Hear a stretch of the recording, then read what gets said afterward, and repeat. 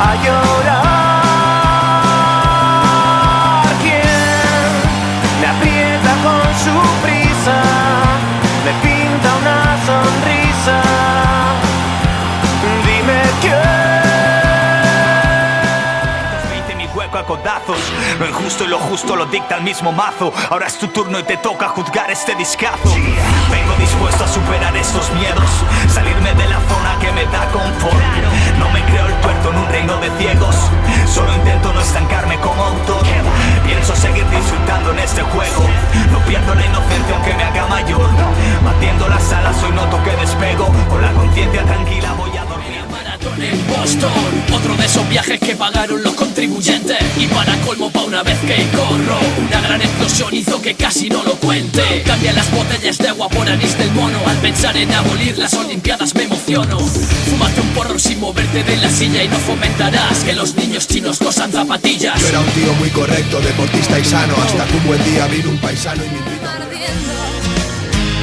Las llamas que no paran de brotar de las pestañas no me frenan las señales de alto al vuelo de la falda. Si no suelto peso es porque puedo con la carga.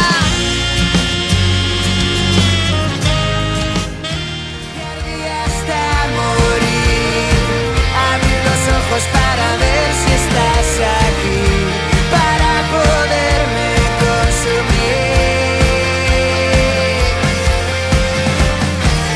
Siempre estuve aquí, donde no importa desvelarse y no dormir, donde se aprende a